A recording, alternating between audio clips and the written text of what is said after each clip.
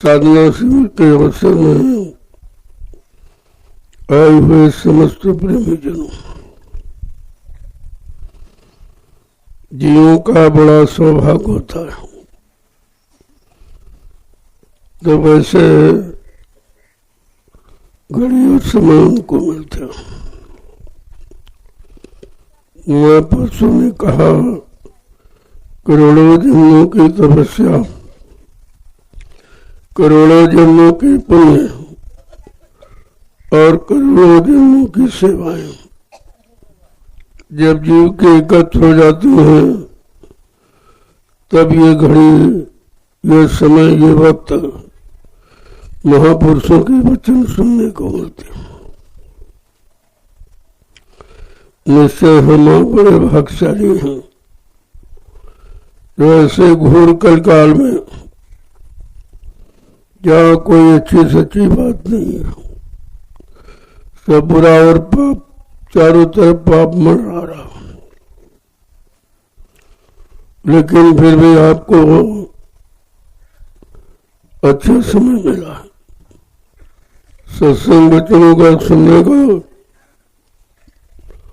अपनी जीवात्माओं को जगाने का और परमार्थी सेवा का। ये तीनों काम बड़े सौभाग्यशाली का है। इसलिए हम सबको चाहिए जो समय मिला है उसमें अपना काम करें। 8 घंटे घर गृहस्थी परिवार का काम, खेती है, दुकान है, दफ्तर है, बिजली, व्यापार, मजदूरी है, आए गए का अतिथि सत्कार, ये गृहस्थी धर्म है। इसको करें। जब कोई काम आपके पास न हो घर गृहस्थी परिवार का, तो सोने के पहले और भोजन के पहले शाम को 1 घंटा और सुबह 1 घंटा आत्मा की घाट पर बैठकर नाम की सच्ची कमाई, ये कमाई आपके साथ जाएगी। इसी नाम की कमाई से आपका कल्याण होगा और दाम की कमाई छूट जाएगी। जो कमाई रात दिन आप करते हो वो यही छूट जाएगी, लेकिन ये नाम की कमाई ये तुम्हारे साथ जाएगी। संत महापुरुषों ने अति दया कृपा मेहरबानी करके समय के नाम को जगाया और सिद्ध किया कि चलो इससे जीवात्माओं का काम हो जाएगा। अब कितने लोग उस नाम को ले पाएंगे, कितने समय के नाम पर विश्वास कर पाएंगे, ये तो जीवों की किस्मत पर निर्भर है। अगर कोई संस्कार बन गया है वो तो आपका काम हो सकता है। अगर कोई संस्कार नहीं है शुभ कर्मों का तो बड़ा मुश्किल है। हमें हमेशा अपने गुनाहों की माफी मांगना चाहिए और तो हम आप कुछ नहीं कर सकते अपने गुनाहों की माफी, क्योंकि गुनाह के सिवा और किया ही नहीं। जितने जन्म मिले सब में भोग वासना पकड़ रही है, गुनाह होते रहे। अब ये मानव शरीर का सौभाग्य मिला है तो इसमें गुनाहों की माफी हो जाए। ये भी बड़ा मुश्किल है, किसी युग में हुआ नहीं, लेकिन कलयुग में संत दयाल दया करने आए। अगर उनके दर पे जाके और अपने गुनाहों की माफी मांगे तो क्षमा हो सकता है। वो क्षमा करने ही आए, लेकिन हम कैसे पहचाने कि वो दयालु है, वो दया करने आए? कहा जब आप सत्संगों में उनके जाओगे और वचनों को सुनोगे तो धीरे धीरे आपकी समझ में सब आ जाएगा वो किस काम के लिए आए हैं और कौन सा काम करके जाएंगे। तो हमें आपको अपने गुनाहों की माफी और क्षमा मांगनी चाहिए। और तो किसी दरबार में यह है नहीं कि आपको कोई माफ कर दे, लेकिन सदगुरु का दरबार ऐसा है जहाँ सबकी फरियादें सुनी जाती हैं और फरियाद के अनुसार उसको क्षमा किया जाता है। लेकिन फरियाद अंतर से होनी चाहिए, बाहर से नहीं। अंतर घाट पर बैठकर जब फरियाद करोगे, प्रार्थना करोगे, अपने गुनाहों की माफी मांगोगे तो ये सब काम आपका हो जाएगा। तो महापुरुषों ने कहा किस तरह हमें अपने गुनाहों की माफी मांगनी चाहिए। तो जरा दो वचन सुन लो उनके, तो हमें आपको माफी मांगना आ जाए कि कैसे भाई मांगे। कि गुरु में गुनाह गार अति भारी, गुरु में गुनहगार अति भारी, गुरु में गुनाह गार अति भारी, गुरु में गुनहगार अति भारी। अतः बहुत गुनहगार हूँ, गुनाहों के सिवा और कुछ किया ही नहीं हूँ। किनमें गुनाहगार हुए कि काम क्रोध और छल चतुराई, काम क्रोध और छल चतुराई, काम क्रोध और छल चतुराई, काम क्रोध और छल चतुराई। इन संग मेरी यारी, इन संग मेरी यारी, गुरु में गुनाह गार अति भारी, गुरु मैं गुनहगार अति भारी। किन में फंस के हमने गुनाह किए। सर्वप्रथम काम में फर्क, फिर क्रोध में कर और छल कपट, ये सब हमने आपने किया। इन्हीं संग मेरी यारी माने दोस्ती रही हूँ, इनके सिवा और हमने कुछ नहीं किया। आगे क्या कह रहे हैं कि लोभ मोह अहंकार ईर्ष्या,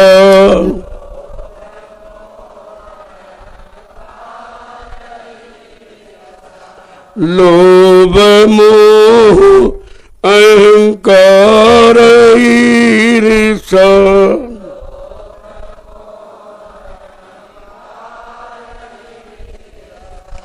मान बड़ाई धारी,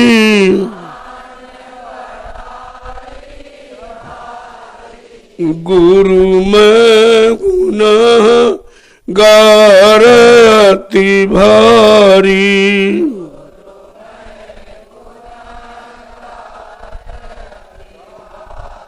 कहते लोभ मोह अहंकार, ये सब मतलब नहीं हमने आपने किया।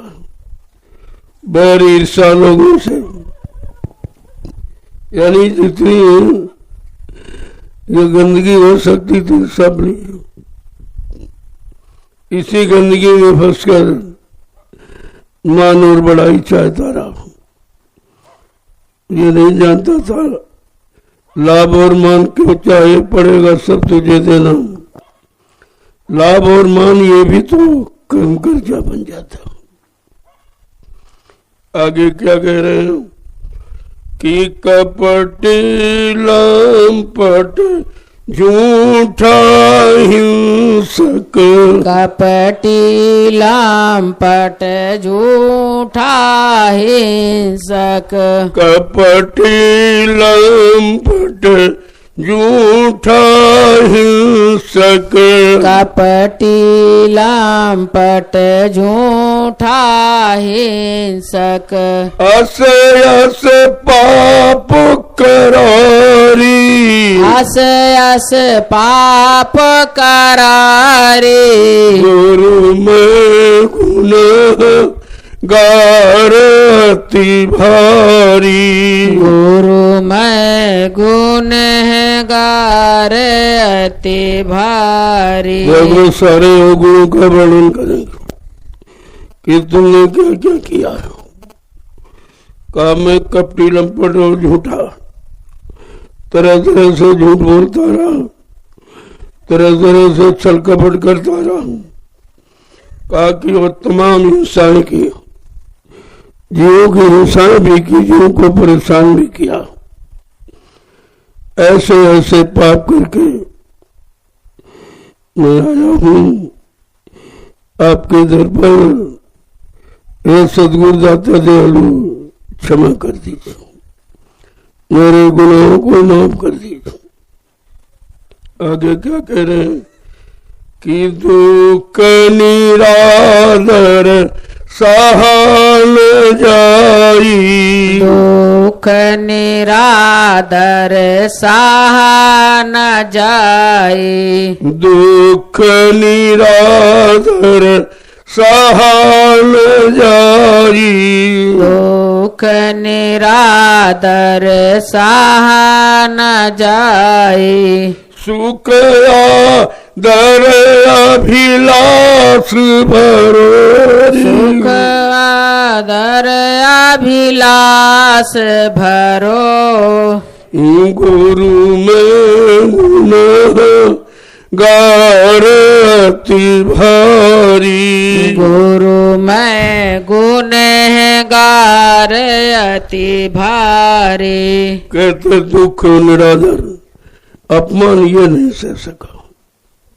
दूसरों को दुख देता रहा, उनका अपमान करता रहा। ये नहीं सोचा जब तुम नहीं सह सकते वो कैसे सहेंगे। कहते कि सुख आदर अभिलाष परवर, दूसरों को दुख दिया ले और उनसे सुख की आशा रखे। अरे भाई जब सुख देगा तो सुख मिलेगा, सुख दे सुख होते, दुख दे दुख हो। लेकिन जो जो किया है वो सब वर्णन कर रहा। सदगुरु दाता दयालु के दरबार में सामने जाकर ये सब कह रहा कि मैंने ये सब किया है, इसके अलावा कोई अच्छा किया नहीं। किया बुरा, चाह अच्छा कि अच्छा मिल जाए, दूसरों को थताया और दूसरों से सम्मान चाहा। तुम दूसरे का अपमान करोगे तो तुम्हें सम्मान कैसे मिलेगा। लेकिन एक एक बात कर खोल के गए, गुरु आगे सब खोल दिया। क्या कह रहे हैं कि व्यंजन स्वाद अधिक रस चाहे, व्यंजन स्वाद अधिक रस चाहे, व्यंजन स्वाद अधिक रस चाहे, व्यंजन स्वाद अधिक रस चाहे, मन रसना यही चाट पड़ोरी, मन रसना यही चाट पड़ोरी, गुरु में गुनाह गार अति भारी, गुरु मैं गुनहगार अति भारी। अच्छे अच्छे स्वाद ढूंढता रहा, इसी स्वाद ने मन को खराब किया। लेकिन वही साथ ढूंढता रहा और ये इच्छा रखे कि अधिक और ज्यादा मिले। मन रसना ये चाट पड़ो, मन और जीवा ये दोनों की पूर्ति करते रहे, जिससे मन खराब हो गया और जवान भी खराब हो गई। और जवान से न तो गुरु नाम लिया गया और मन को पाक साफ रखा नहीं, गुरु से कोई अच्छा सच्चा रिश्ता नहीं बना पाया। आगे क्या कह रहे हैं कि धन और कानूनी चित्त बसाए, धन और कामीन चित्त बसाए, धन और कानूनी चित्त बसाए, धन और कामीन चित्त बसाए, पुत्र कलितर आस भरोरी, पुत्र कलितर आस भरोरी, गुरु में गुना गारती भारी, गुरु मैं गुण है गार अति भारी। कहते धन और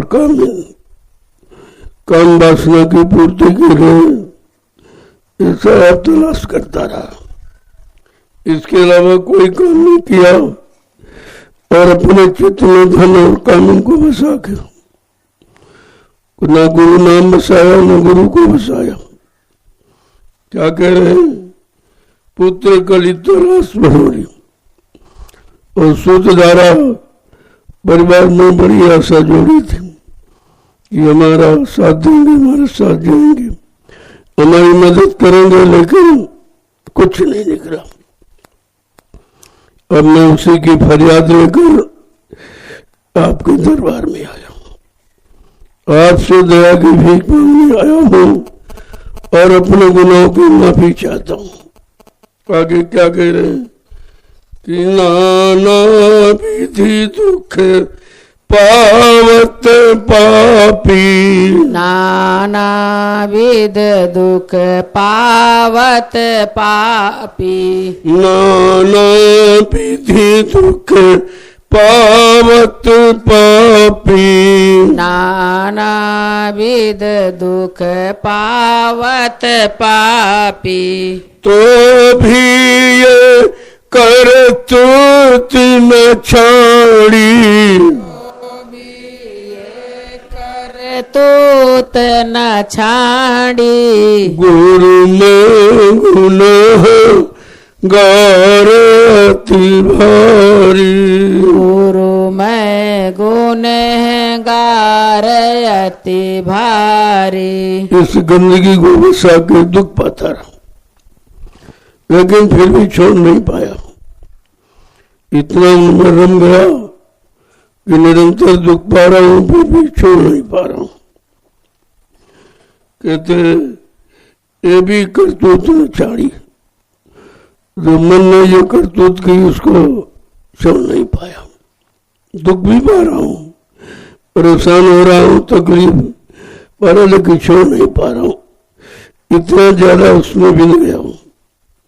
आगे क्या कह रहे हैं, ये मन दुष्ट काल का चेहरा, यह मन दुष्ट काल का चेहरा, ये मन दुष्ट काल का चेहरा, यह मन दुष्ट काल का चेहरा, नित भरमावत निडर भयारी, नित भर मत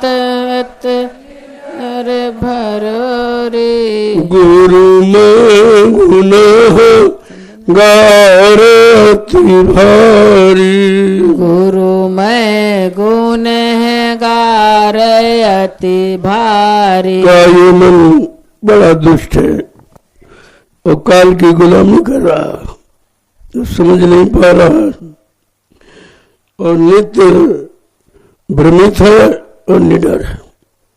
कोई उसको डर नहीं कि मैं पाप कर रहा हूँ, खराब कर रहा हूँ, इसका इल्जाम कितना बुरा होगा, कितनी बार नरकों में जाना पड़ेगा।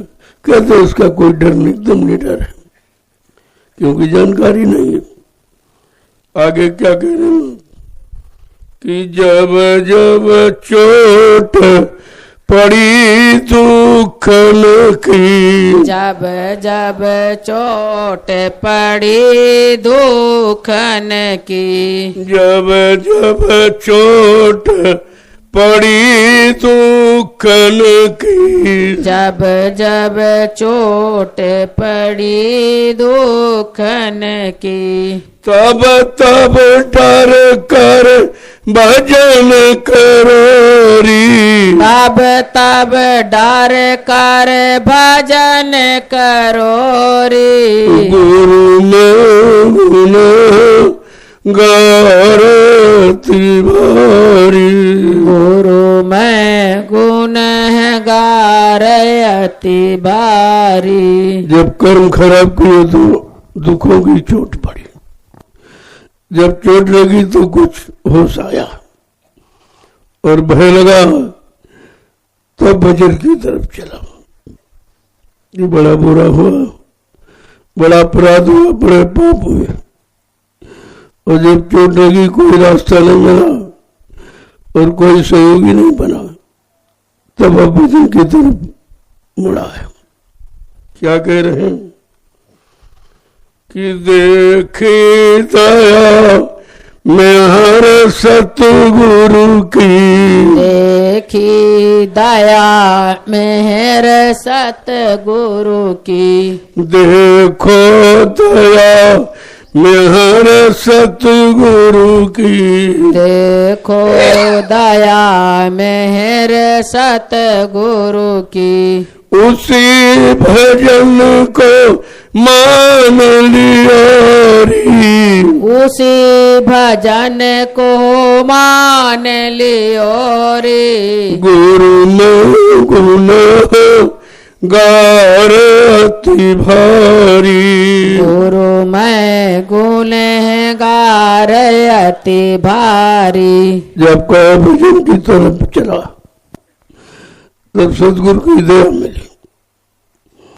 जब भजन के रास्ते पर चला तब सतगुरु की दया मिली। और जब दया को देखा कि यही संभाल के रास्ता है, इसके अलावा कहीं संभाल नहीं है और उनके उसको सतगुरु के बिना कोई संभाल कर नहीं सकता, तब धीरे धीरे उसी रास्ते को पकड़ लिया, यानी उसी भजन के रास्ते को सही मान लिया। आगे क्या कह रहे हैं कि बुद्धि चतुराई भजन बनावट, बुद्धि चतुराई भजन बनावत, बुद्धि चतुराई भजन बनावट, बुद्धि चतुराई भजन मनावत। हार जीत की चर्चा धारी, हार जीत की चर्चा धारी। गुरु में गुनाह गारती भारी, गुरु में गुण गारती भारी। का बुद्धि में बड़ी चतुराई और बच्चों की बनावट, अंदर से नहीं का बाहर में बड़े बनावटी वचन लोगों को सुनाए, लेकिन अपने मन को नहीं सुना समझा पाए। क्या कह रहे हैं, हार जीत की चर्चा धारी, और चर्चा केवल इसकी है कि वो हार गए, वो जीत गए, वो हार गए, वो जीत गए। यही चर्चा आप आज भी करते हो। वो राम जीत गए, रावण हार गया, और कृष्ण जीत गए, ये हार गया। यही तुम आप करते हो, लेकिन अपनी हार जीत के बारे में कभी नहीं सोचते कि तुम काम से हारे, क्रोध से हारे, लोभ मोह अहंकार, तुम तो सबसे हार चुके हो। तुम्हारी इनसे जीत कैसी होगी? तुमको कौन अपनी जीत कराएगा? तो ये सब चीज खोल के कह रहे हैं कि सेखी बहुत प्रीति नहीं अंतर, सेखी बहुत प्रीति नहीं अंतर, सेखी बहुत प्रीति नहीं अंतर, सेखी बहुत प्रीति नहीं अंतर। बोले भक्तन धोखा दियोरी, बोले भक्तन धोखा दियोरी, गुरु में गुनाह गार अति भारी, गुरु मैं गुनहगार अति भारी। बड़ी सेखी बघारता रहा, मतलब यानी सब झूठा, अंतर में प्रीति नहीं, बाहर में बड़ा प्रेम प्रीति दिखाता रहा और बेचारे सीधे साधे बोले वाले भक्तों को ठगता रहा। वो बेचारे समझ नहीं पाए, वो समझते भाई ये सच्चा है, बस वो दाढ़ी भेज देख करके लोगों को फंसाता रहा और न अपना पार गया न लोगों को पार ले जा गया। आगे क्या कह रहे हैं कि नर नारी बहुतक बस कीने, नारी बहुतक बस कीने, नर नारी बहुतक बस कीने, नर नारी बहुतक बस कीने, मान प्रतिष्ठा भोग की ओरी, मान प्रतिष्ठा भोग की ओरी, गुरु में गुनाह गार अति भारी, गुरु में गुनहगार अति भारी। का भोले भक्तों को न नारियों को बहुतों को ठगा, उनको प्रमित किया, उन पर अपना अधिकार बना के रखा, कहा ये सब किया और भोले भक्तों को धोखा दिया। क्या कह रहे हैं? मान प्रतिष्ठा उनसे पाने के लिए उनको बहुत ठगा, बहुत गुमराह किया, बहुत धोखा दिया, क्योंकि सच्चा रास्ता तो था नहीं। जो सच्चे रास्ते पर उनको चलाता तो सब झूठी सेखी बघारता रहा, झूठे लोगों को समझाता बताता रहा, सबको अपने बस में करके रखा और उनसे दान दक्षिणा रुपया पैसा रोटी रोटी लंगोटी लेता रहा, जीवन भर कर्जा ही लादा, कुछ नहीं किया। ये गुरु, मैं ऐसी गंदगी को लेकर आपके दरबार में अपने गुनाहों की माफी मांगने आया हूं। आगे क्या कह रहे हैं? गुरु संग प्रीति कपट कुछ डर की, गुरु से न प्रीत कपट न डरती, गुरु संग प्रीति कपट कुछ डर की, गुरु संग प्रीत कपट कुछ डरती, कभी थोड़ा कभी बहुत कियारी, कभी थोड़ा कभी बहुत कियारी, गुरु में गुनाह गार अति भारी, गुरु में गुनहगार अति भारी। भली भरी खोटी खरी गुरु आगे सब खोल। आज वो सब खोल के कह रहा मैंने जीवन में क्या क्या किया, न कोई अच्छा काम किया, न किसी को अच्छे रास्ते पर खड़ा किया, क्योंकि जानता नहीं था। अपने मान प्रतिष्ठा के लिए बहुत धोखा दिया जीव को, बहुत गुमराह किया, बहुत ठगा इनको। कहा मैं ऐसे इतना बड़ा गुनहगार हूं, अब आपके दरबार में अपने गुनाहों की माफी मांगने आया। आगे क्या कह रहे हैं? कहाँ लग अवगुण बरनू अपने, लग अवगुण बरनु अपने कहाँ लगे अवगुण बरनु अपने कहाँ लग अवगुण बरनु अपने याद में आवत भूल किया याद न आवत भूल किया उन याद में आवत भूल गयारी याद न आवत भूल गया इन गुरु में गुनाह गारती भारी गुरु मैं गुनहगार अति भारी। अगर मैं कहाँ तक अपने अवगुणों का वर्णन करूं, कभी कुछ किया ही नहीं, क्योंकि सच्चा रास्ता दिखाने वाले संत महापुरुष मिले नहीं थे। ये झूठे रास्ते बताने वाले मिले, इन्हीं से मेरी दोस्ती की। इनके झूठे रास्ते पर चलकर सबको बहकाया भरमावा और सबको बहुत लूटा, यानी जीवन भर उनसे अपना लाभ लेता रहा, लेकिन उनको कोई लाभ नहीं दे सका, क्योंकि मेरे पास कोई लाभ था नहीं।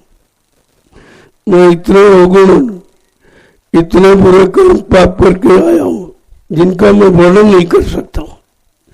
इतने ज्यादा किया हूं, लेकिन फिर भी आपके दरबार में आया हूं अपने उन गुनाहों की माफी मांगने के।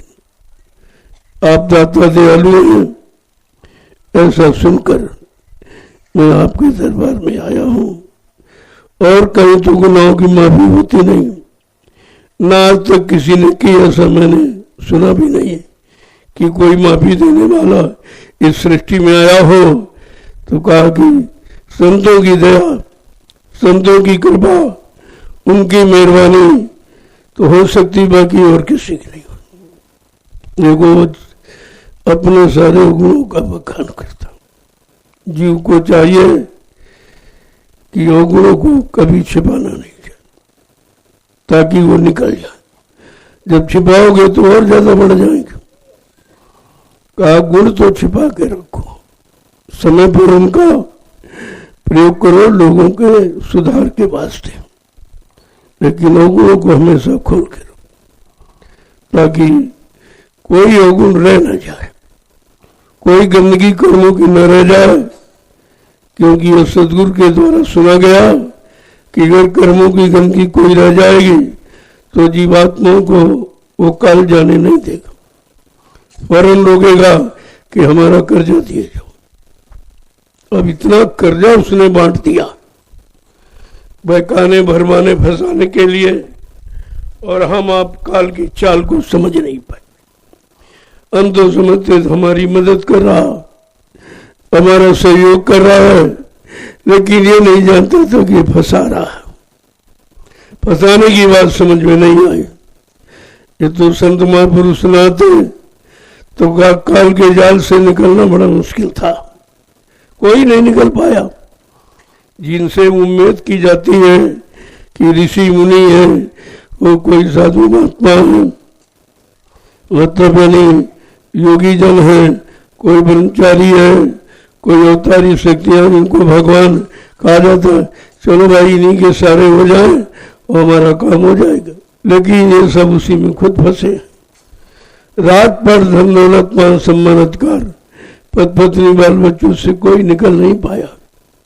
जितने आए जिनका इतिहास है वो सब फंसने वाले थे, फंसने वाले लोगों को फंसाने वाले, अपना बहुमत बनाने के लिए और उनसे फिर मान सम्मान कराने के लिए, उनसे लूटपाट कराने के लिए उनको अपना यार मित्र दोस्त बनाया और उसी सामान में फंसा दिया जिनमें वो फंसे थे। निकालने वाला कोई आया नहीं, तो कह रहा मैंने सतगुरु के वचनों को सुना है कि एकमात्र सृष्टि में वो जीवों को बचा सकते, निकाल सकते, और किसी कोई के पास जीवों को बचाने का, उनके पाप कर्मों को क्षमा करने का अधिकार नहीं। किसी को अधिकार ही नहीं मिला।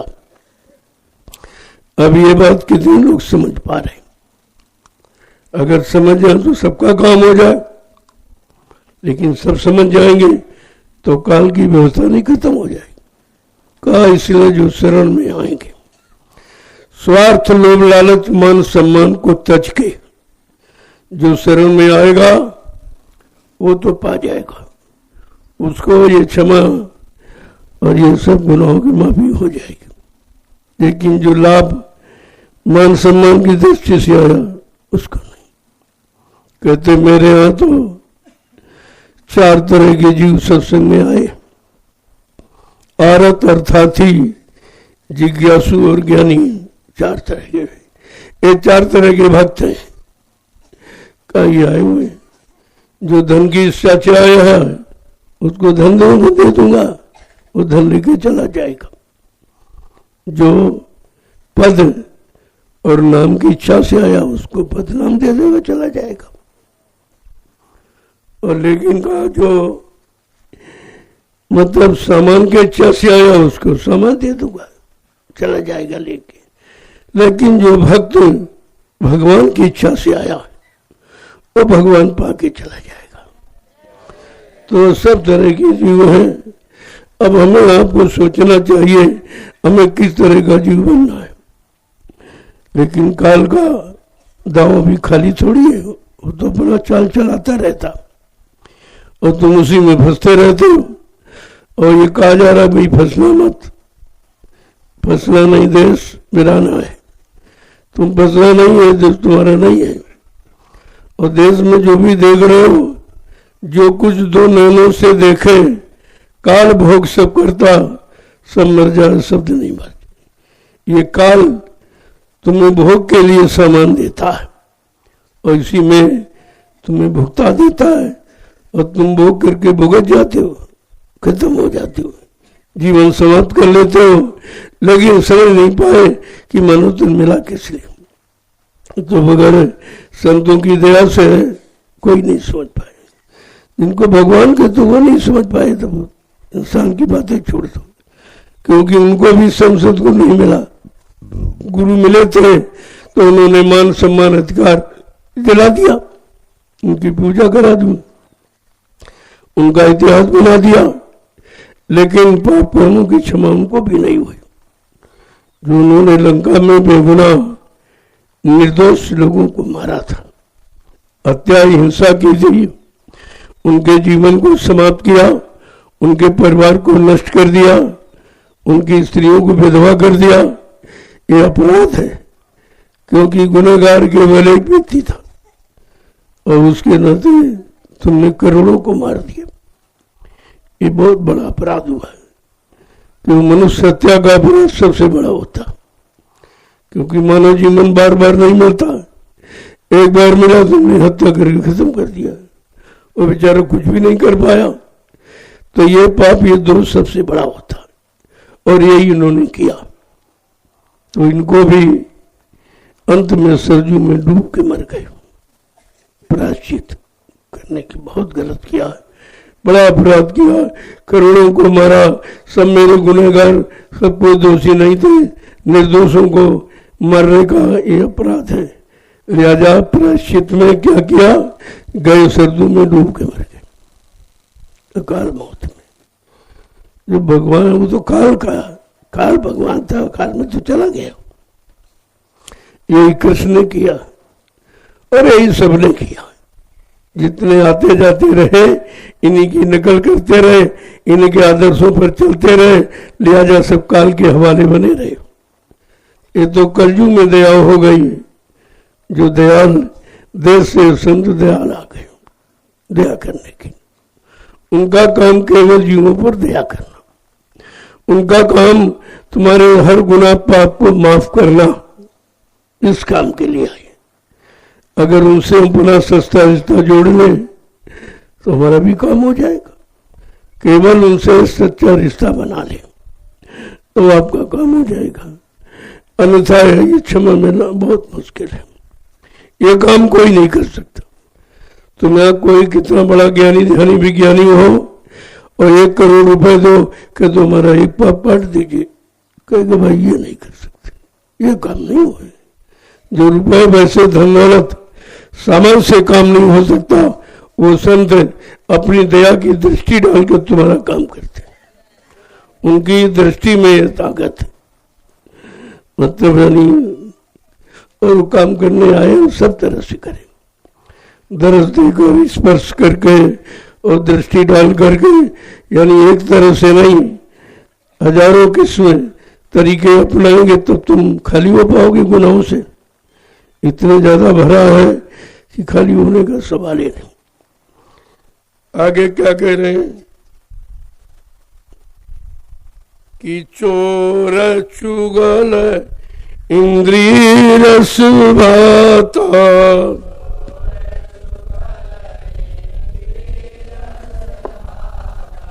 चोर चुगल इंद्रिय रस भाता, चोर चुगल इंद्रिय भस आता, मतलब की सब बात विचारी, मतलब की सब बात विचारी, गुरु में गुनाह गारती भारी, गुरु में गुनहगार अति भारी। का सब छिपाता रहा, बुरे कर्मों को करता रहा और छिपाता रहा, और एक दूसरे की निंदा आलोचना बुराई करता रहा, और इंद्रियों के रस में एकदम डूब गया। का मतलब की सब बात बेचारी, समझता था हमारे मतलब की है, लेकिन ये नहीं समझता था ये फंसने की है। क्योंकि ये तो बात संतों ने बताया कि काल ने तुमको सामान नहीं दिया, काल ने तुमको अपने सामान में फंसा दिया। अब फंसा दिया तभी तुम्हारे शासन कर पाएगा। हम सब समझते रहे अरे भाई बड़ा देने में हत्या कर रहा है, मकान दे दिया, जमीन दे दिया, दुकान दे दिया, मान और सम्मान दे दिया, रुपया पैसा धन दौलत सोना चांदी सब दे दिया, और बाद में स्त्री और बच्चे भी दे दिए। लेकिन ये नहीं जानता था ये काल का फंसाने का सामान है। बगैर इस सामान के प्रयोग के हम फंस नहीं सकते थे, क्योंकि आप तो खाली आए थे, कुछ नहीं था। अब काल का सामान लेके फंस गए।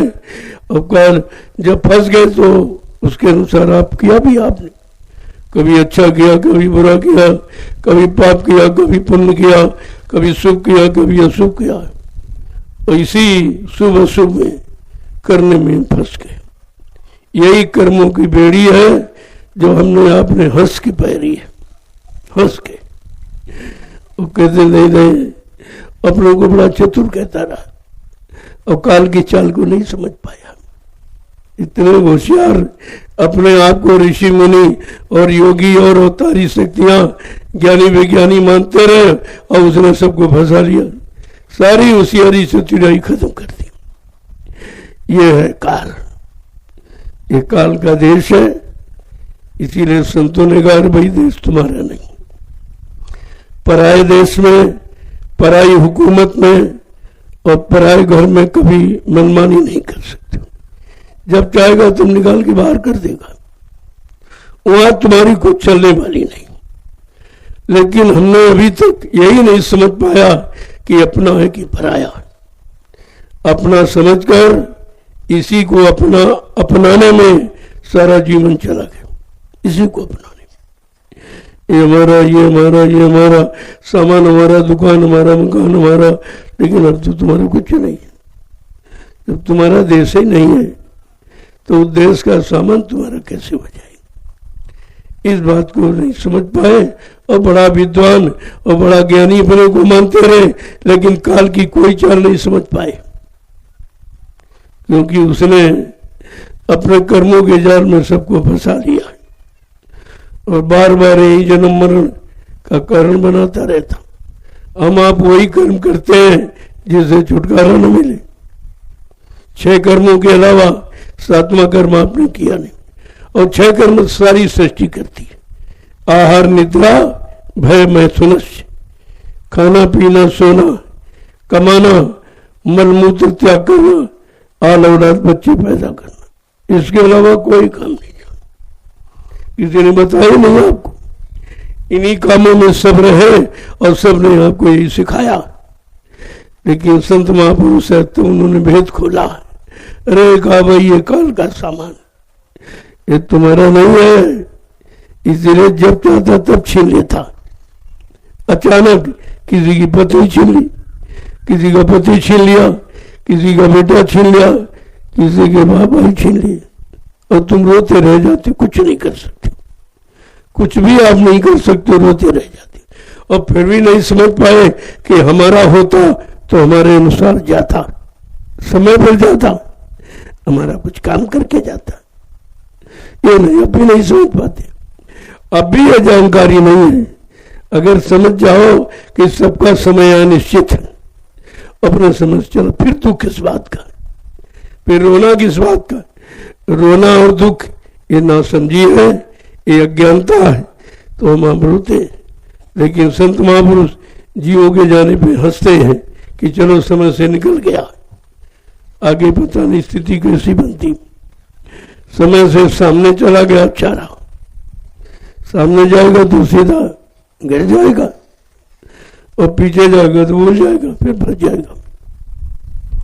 एक एक वचन को संत महापुरुष की तरह से समझाते हैं कि हम तो समझ नहीं पाए।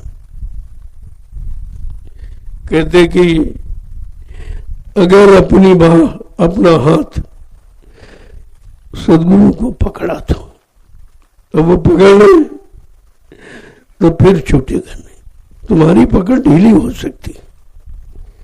चकाचौंध में जैसे यहां से जीवात्मा चली तो पहले इस मनुष्य शरीर से एक काल माया के देश को छोड़कर पहले देवलोक में जाएगी, देवी देवताओं का दर्शन करेगी, तुम्हारे खुशी में हाथ छूट सकता है।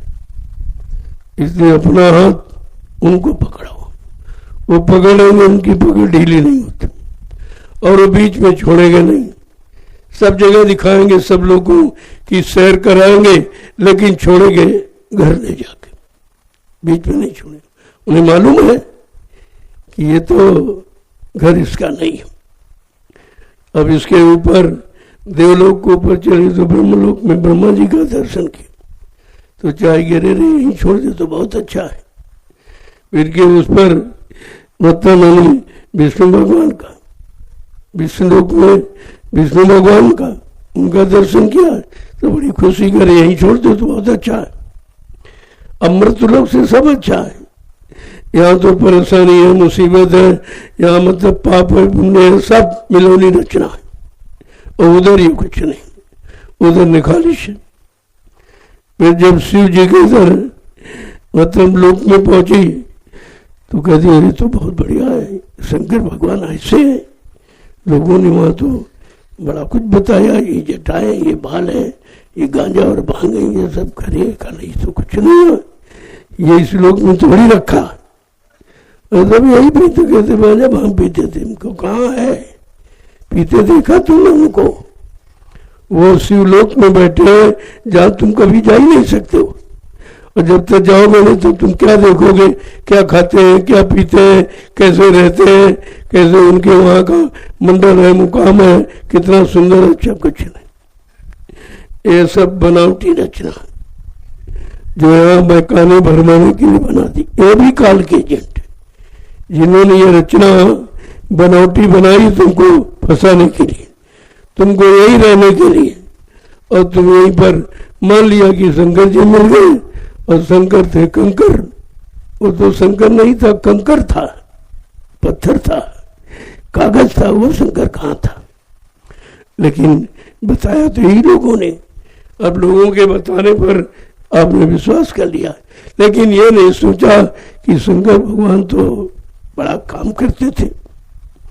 जब कोई नहीं मानता था तो सूल दिखाकर डराते थे, और बुरे लोगों को बुराई से बचाते थे, बुरे खान पान से बचाते थे।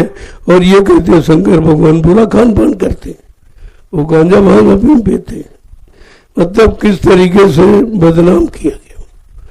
जब देखा नहीं तो बदनाम करते, खाली बदनाम करते, कुछ नहीं जानते बेचारे। तो सारा जीवन इसी वहम में चला गया। इसके बाद जो साकेत धाम में जीवात्मा पहुंची तो राम का धाम है, बहुत सुंदर है। त्रिलोकीनाथ का धाम बहुत सुंदर। तो कहेगी यहीं छोड़ दो, लेकिन कहते नहीं, ये तुम्हारा घर इससे बहुत अच्छा। तो इसके बाद गोलोक में ले गए, जहाँ कृष्ण भगवान है। जब उनको देखा, उनकी रचना तो बड़ी विचित्र, और यहाँ तो बड़ा विचित्र होता है कि काले हैं, गोरे हैं, सब झूठा। अरे जब तुम कहे नहीं, देखा नहीं, तुम कह जानो काले थे, गोरे थे। अपने अनुसार मन गढ़ंत सब यहाँ बना दिया।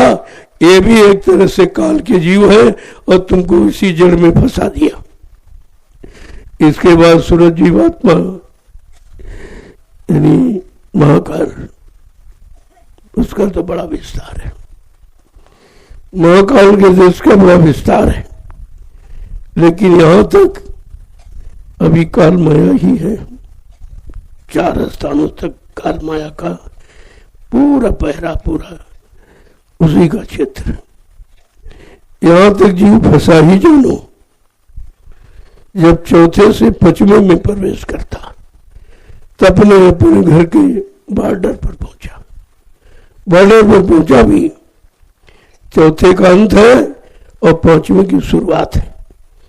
वहां पर आप पहुंचे तो अभी 5वें में नहीं पहुंचे, 5वें की तरफ जाने के लिए आप तैयार हो गए हो।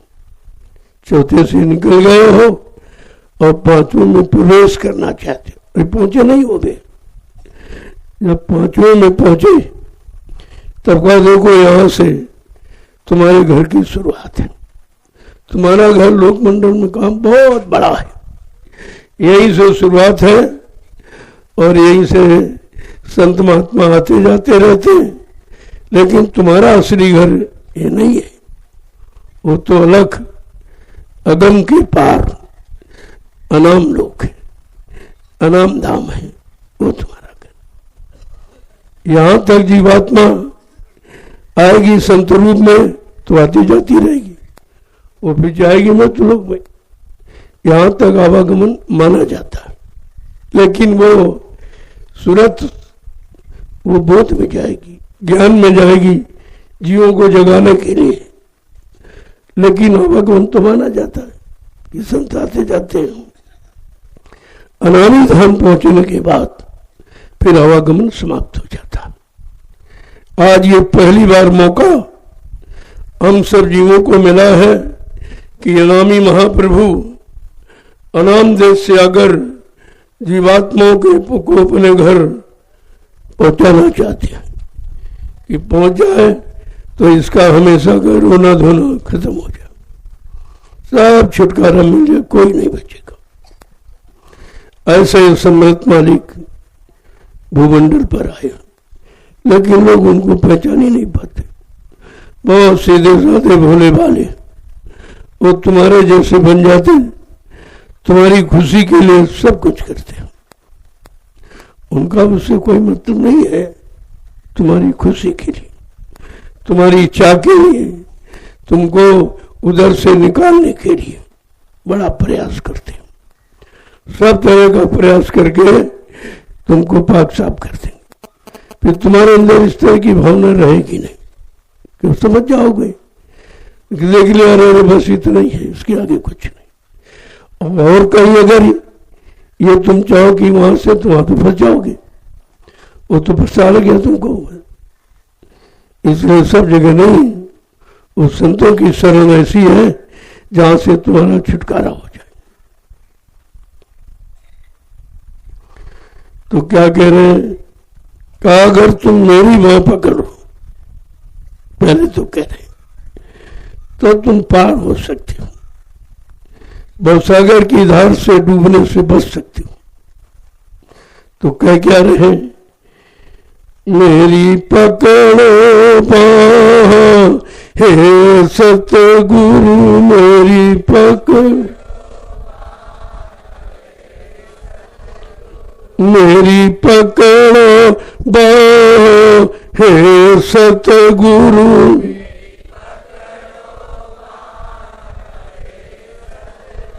मेरी बाहों दार भव सागर में,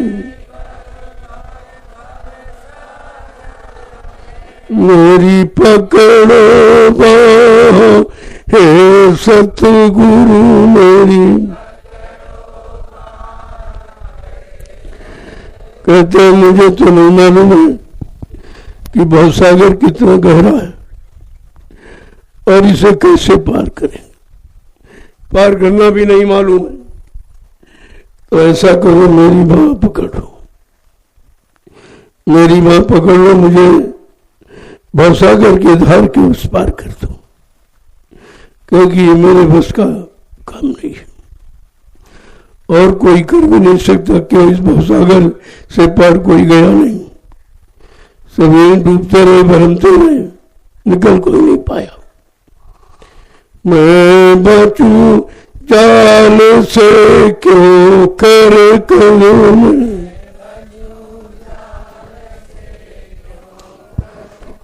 मैं बचूं जाल से क्यों कर मैं लगू जाल से ठोकर, तुम बिन कोई और न मुझे निकाले, तुम बिन और न मुझको निकाले।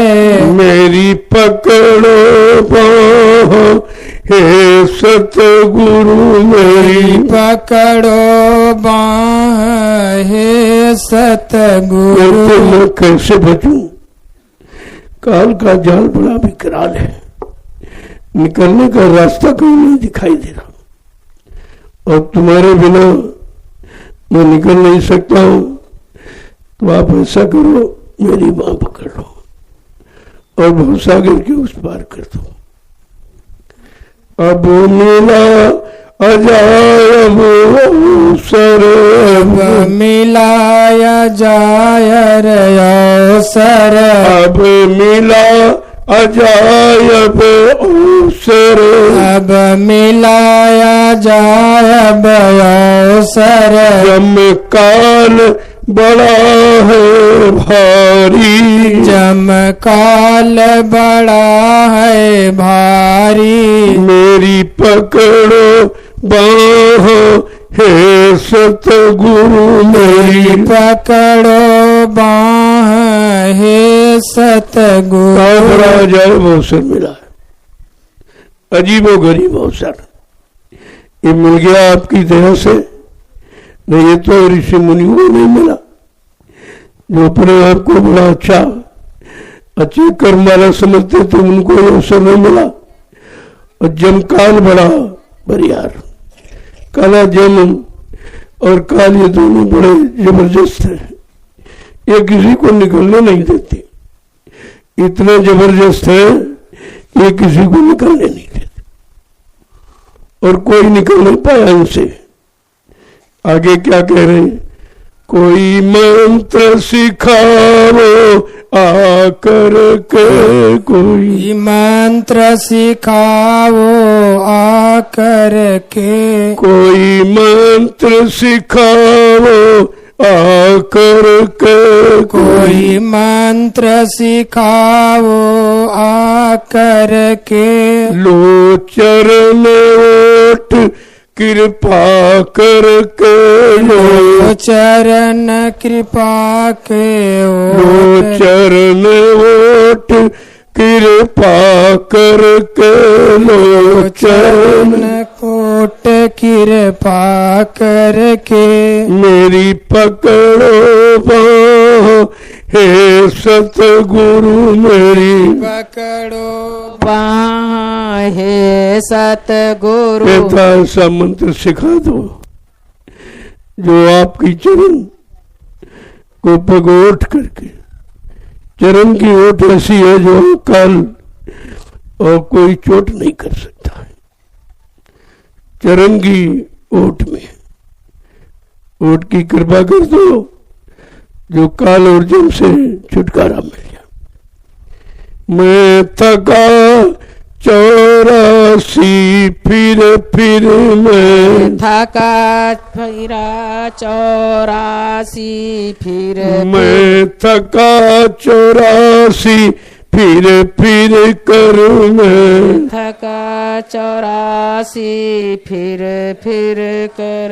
अब कैसे मिले अमर घर में अब कैसे मिले अमर घर में मेरी पकड़ो बाह हे सतगुरु मेरी पकड़ो बाह हे सतगुरु। मैं 84 में भ्रमित होकर बहुत थक गया हूँ। नाक में दम हो गई हमारे, बार बार मरते मरते इतना थक गया कि जिस योनि में गया, पैदा हुआ मर गया, फिर पैदा हुआ, फिर मर गया, फिर पैदा हुआ, फिर मर। ये तो सिलसिला कभी टूटने वाला नहीं है। बहुत थक गया हूँ। अब कैसे मिले अमर घर अपना।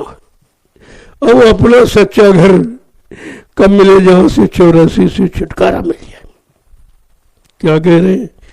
तब सतगुरु कहा दया करके, तब सतगुरु कहा दया करके, तब सतगुरु कहा दया करके, तब सतगुरु कहा दया करके। अब सूरत चढ़ाओ गगन ऊपर, अब सूरत चढ़ाओ गगन ऊपर में, अब सूरती चढ़ाओ गगन ऊपर, सूरती चढ़ाओ गगन ऊपर। मेरी पकड़ो बाँह हे सतगुरु मेरी पकड़ो बाँह हे सतगुरु। आप सतगुरु दया करके आप हमारा ये काम करते हैं। हमारी सूरत को गगन मंडल के ऊपर जहां से हमारे घर की शुरुआत होती वहां पहुंचा दीजिए। क्या कह रहे हैं?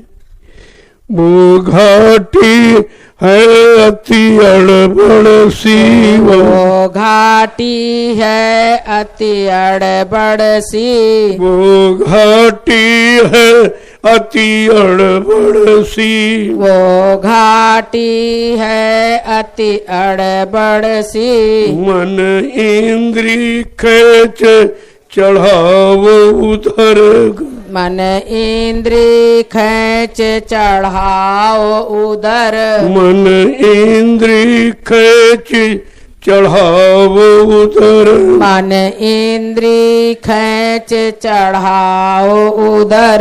मेरी पकड़ो बाँह हे सतगुरु मेरी पकड़ो बाँह हे सतगुरु। का वो स्थान बड़ा अटपट है, बहुत अड़बड़ है, क्योंकि वो घाटी है जहां से निकलना बड़ा मुश्किल है। बगैर आपकी दया के ये मंजिलता नहीं हो सकती। आप मन और इंद्री दोनों को खींचकर उधर लगा दो, इधर से मोड़कर उधर, इन विषयों से हटाकर अपने घर की तरफ लगा दो। ये विषय रस में फंसा और उधर अमीर से क्या कह रहे हैं आगे कि तब मिले साप्त तोई आस्तर ही, तब मिले तो ये सब दर थिर, तब मिले साप्त तोई आई स्थिर, तब मिले शब्द तो आई स्थिर। तन मन धन आज अर्पण कर, तब तन मन आ तुझे अर्पण, तन मन धन आज अर्पण कर, तन मन धन आज अर्पण।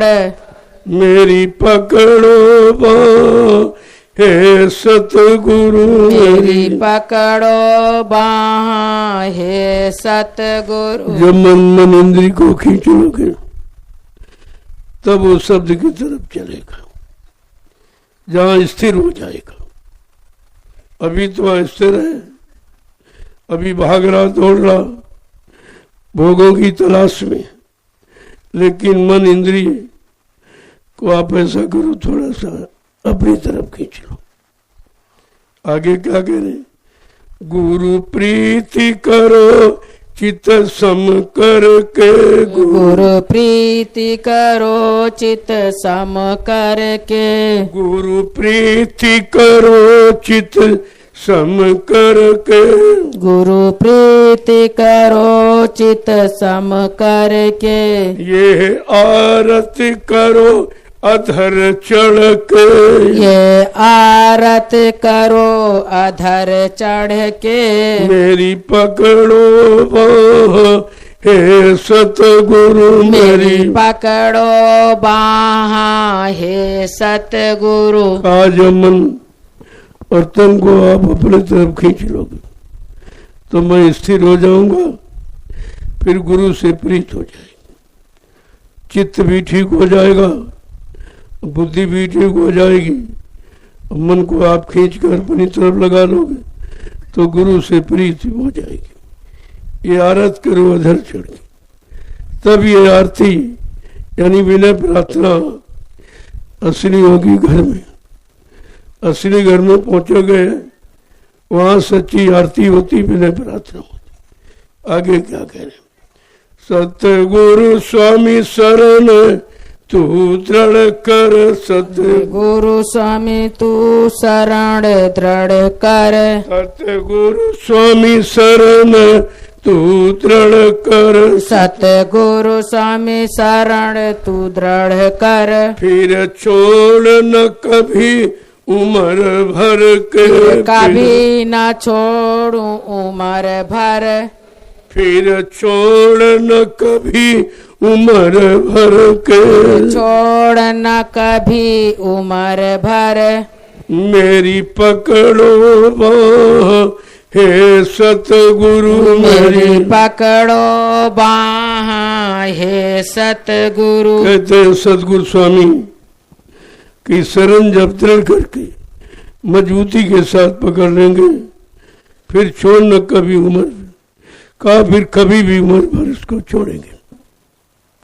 जीवन भर फिर कभी छोड़ेंगे नहीं। कहा हे सतगुरु मेरी बाह को पकड़ो, क्योंकि तुम्हारी पकड़ न कच्ची है न झूठी है, बीच में छोड़ने वाले नहीं हो, इसलिए हमारी बाह को पकड़ो। और पकड़ते तो जीव बेचारा समझ नहीं पाता, वो समझ भी नहीं पाता है कि हमारे साथ ये क्या कर रहे हैं, इसका क्या लाभ देना चाहते हैं, क्या लाभ देंगे। लेकिन जो बेचारा ज्ञानी है उसे तो मालूम नहीं है वो दया कैसे कैसे देते हैं या कैसे कैसे दया तुम्हारे पर कर सकते हैं। उनके पास दया देने की बहुत साधन है, एक तरह से केवल तुमको पकाने की जरूरत है। जब तुम पक जाओगे तो दया दे देंगे और उसी दया से जीवों का काम हो जाएगा। बिना दया के तो काम हो ही नहीं सकता, क्योंकि जीव में इतना बल शक्ति नहीं है कि अपना काम खुद कर ले। उसको अपना काम करने के लिए सदगुरु की जरूरत है, उनकी दया की जरूरत है। अगर तुम दया पा गए तो काम बन जाएगा तुम्हारा। जय गुरुदेव, जय गुरुदेव, जय गुरुदेव, जय गुरुदेव, जय गुरुदेव। नाम किसका? प्रभु का। जय गुरुदेव। नाम किसका? प्रभु का। प्रभु का प्यारा नाम। जय गुरुदेव। अब आप लोग खड़े हो जाओ, बहुत देर से आप बैठे हो। देखो इस तरह का संदेश कभी नहीं हुआ जो साधना शिविर के अवसर पर पहले मैंने कहा था तुम्हें ऐसा संदेश मिला जो कभी सुना नहीं होगा। लेकिन इसमें अपनी उपस्थिति रखना, अगर ये समय निकल गया फिर दोबारा बड़ा मुश्किल है।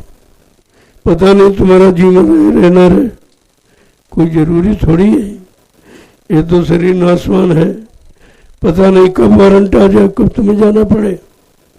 इसलिए जो समय मिला है उसमें ये अपना काम बना लो। अगर काम न हुआ तो फिर कभी नहीं हो। अब की चूके फिर 84 जा, अगर अब की बार चूक गए फिर 4 खान 84 लाख जो नरकों की योनियां, उनसे छुटकारा नहीं मिले। इन्हीं में जन्मते मरते रहोगे, कभी जीवात्मा अपने घर नहीं पहुंचे।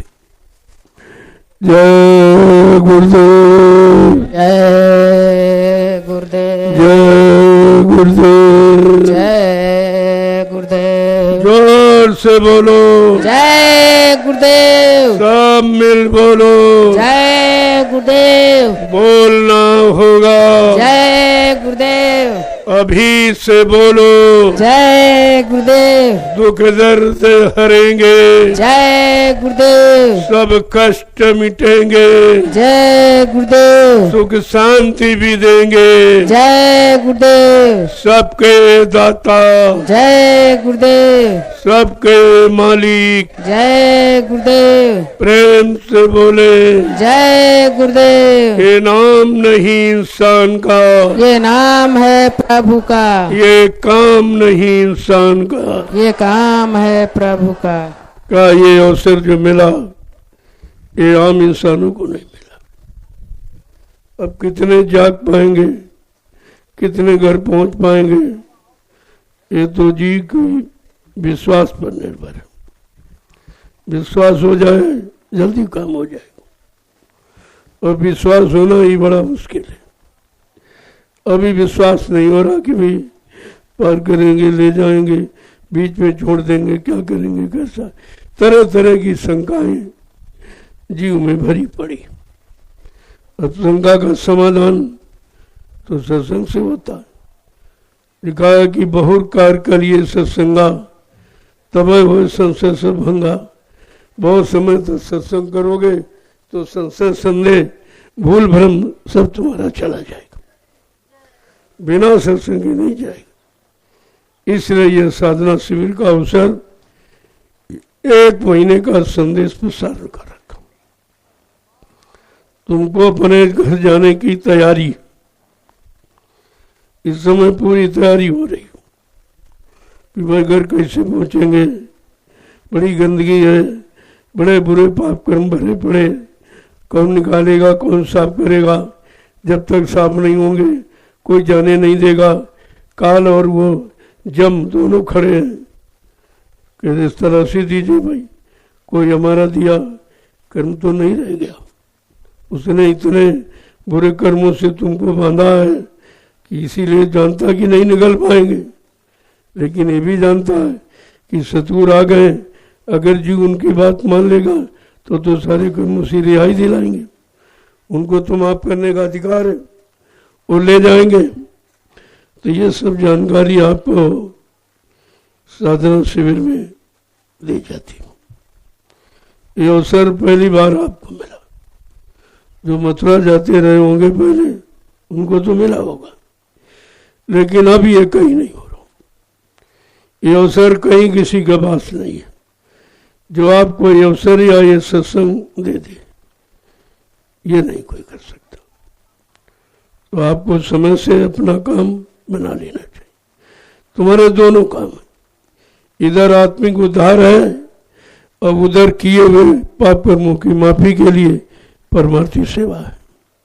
दोनों काम आपके एक ही साथ हो रहे, और वैसे एक भी काम कोई नहीं कर सकता। ये सतगुरु दयाल की दया, वो हमारा आपका दोनों काम करते। लोग भी बन जाए पर लोग भी बन, शरीर भी आपका निरोग हो जाए, विषयों से, भोगों से, पापों से अलग हो जाए, कोई दंड न मिले, कोई बुरी दशा न हो, और जीवात्मा अपने घर चली जाए, वो भी नरकों से बच जाए। तो ये दोनों काम आपके, इसलिए लगन के साथ ये सेवा आपको कर लेनी चाहिए। ये सेवा नहीं है, अपने पाप कर्मों की अदायगी है। वैसे तो आप दे नहीं सकते हो, कहाँ दोगे आप? जो ले लिया दे नहीं सकते। आपने शराब का दान ले लिया काल से और पी के आपने पेशाब बना दी, कहाँ से दोगे? तो दे नहीं पाओगे आप।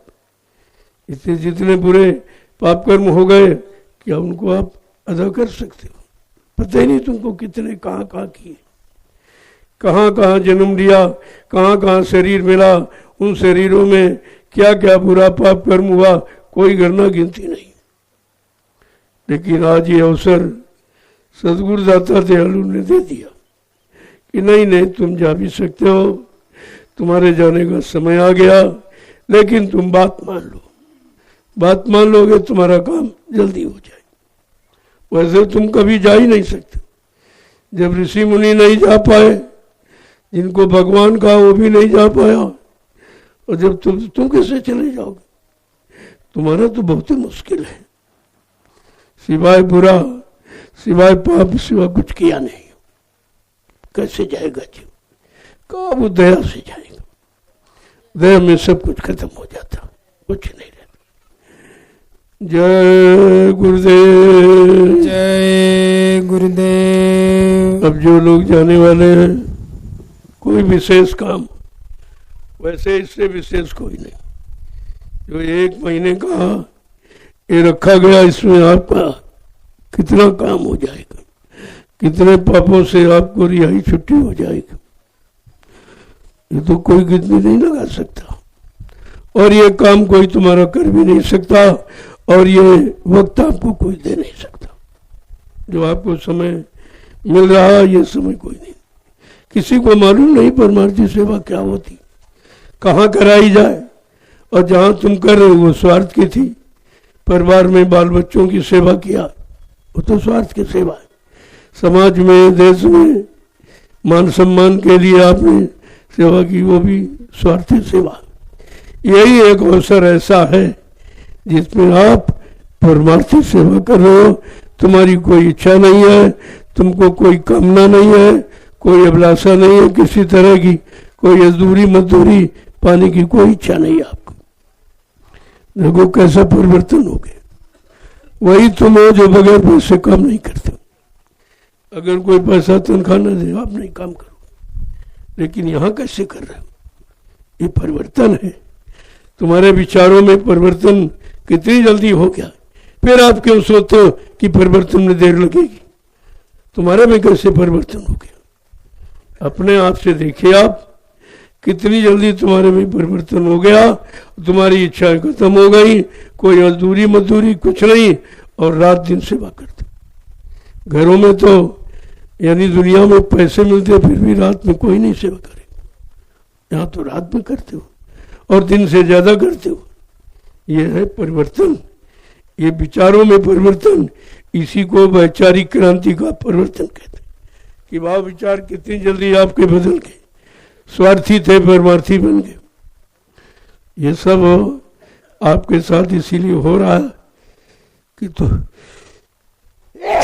तुम समझ लो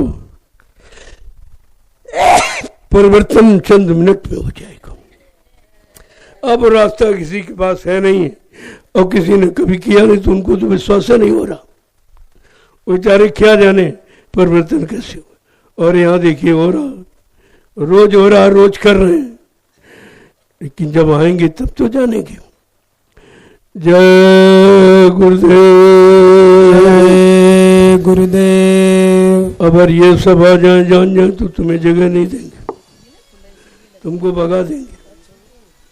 अगर ये सब आ जाए जो अपने को बड़ा बड़ा कहते हैं, तो तुमको जगह नहीं देंगे। इसलिए उनके अंदर ऐसा कोई भाव पैदा ही नहीं होगा।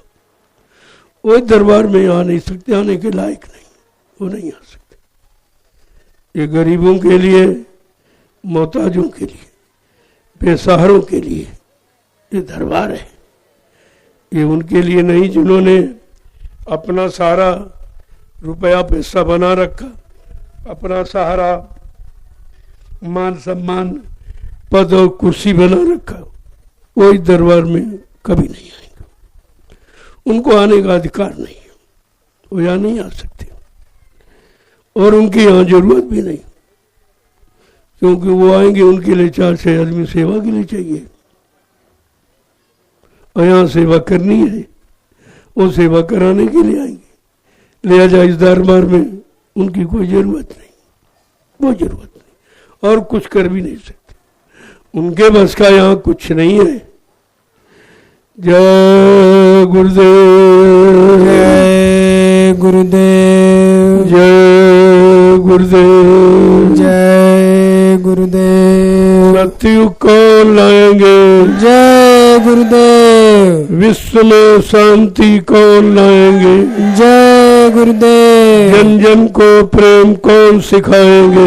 जय गुरुदेव। ये भी काम किसी का बस का नहीं। ऐसे जय घोष नारे हैं जो दुनिया में कहीं आपको नहीं मिलेंगे। क्यों? ये काम कहीं नहीं है तो कहेंगे क्या? जो कहते वो नहीं कर पाते, और ये तो इनके लिए असंभव है। ये तो इनकी बस की बात ही नहीं है कि विश्व की सुख शांति, वो अपने में सुख शांति नहीं ला पा रहे, अपनी समाज में, अपने देश में नहीं ला पा रहे, तो विश्व को सुख शांति कैसे दे देंगे? तो यहाँ जो भी कहा जा रहा है वो सब अनोखा है, वो इनकी बुद्धि में आने वाला नहीं है, वो इसको असंभव समझते हैं।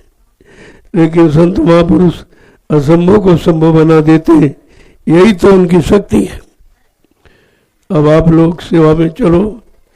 आज मौसम अच्छा है, अच्छा मौसम है, सब लोग कर सकते और करना चाहिए। यहाँ आए हो समय निकाल कर, तो सेवा का ही तो महत्व है। यहाँ इसी सेवा का महत्व है जो शरीर से थोड़ा बहुत कर दोगे।